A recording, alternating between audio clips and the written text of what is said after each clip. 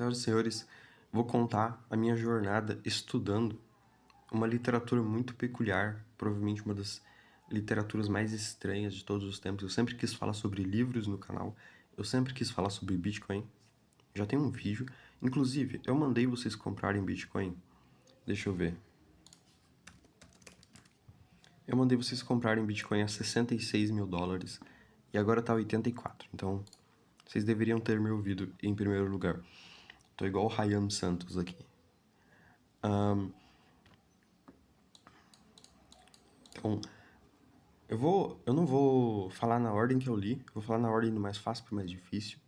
Então, do mais fácil, a primeira parte da literatura do Bitcoin fala sobre a questão do dinheiro fiat, que é o dinheiro do governo.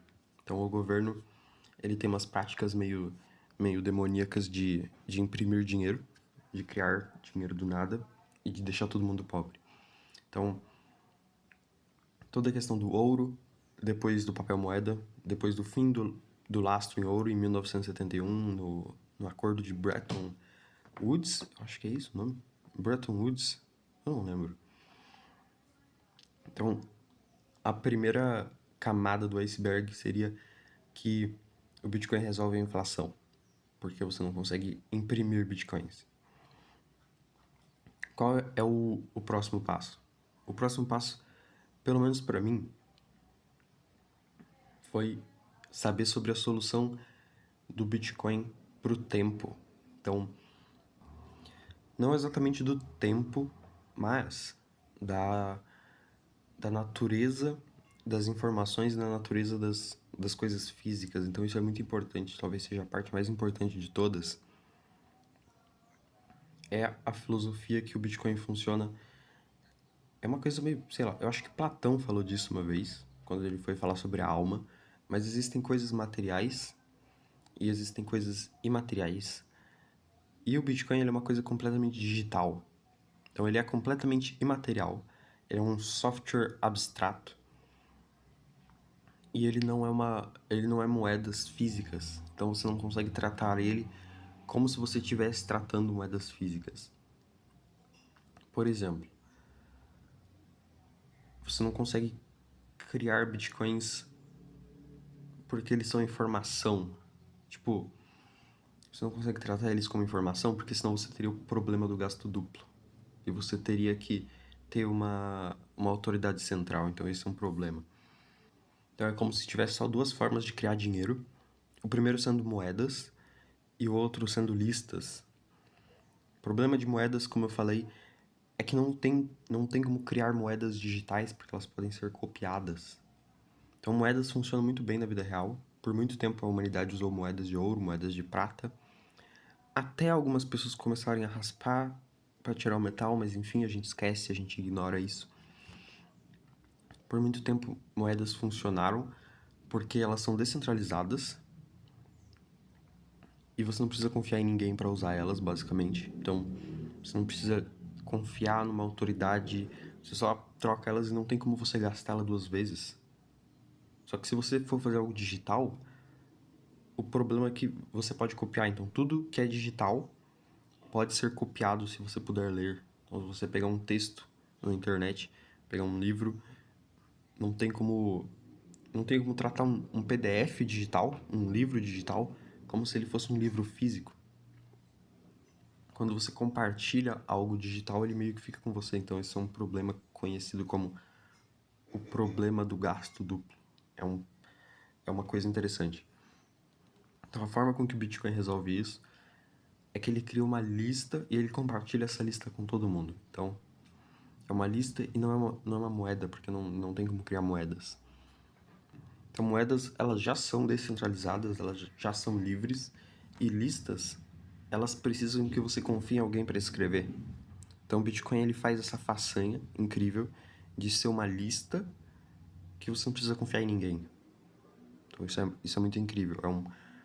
Não é uma moeda, porque não tem como, mas ela é uma lista e você não precisa confiar em ninguém para escrever ou para apagar as coisas igual os bancos. Os bancos funcionam com listas, tá? O dinheiro ele é digital hoje em dia, se você não sabe ainda. Ele funciona a partir de listas. Só que você precisa confiar numa autoridade. Então o banco, ele consegue editar as coisas. Enfim, isso vem do artigo Bitcoin's Time, do Der Gigi. Eu acho que é um cara alemão. Enfim, ele tem um blog muito bom, chama dergigi.com.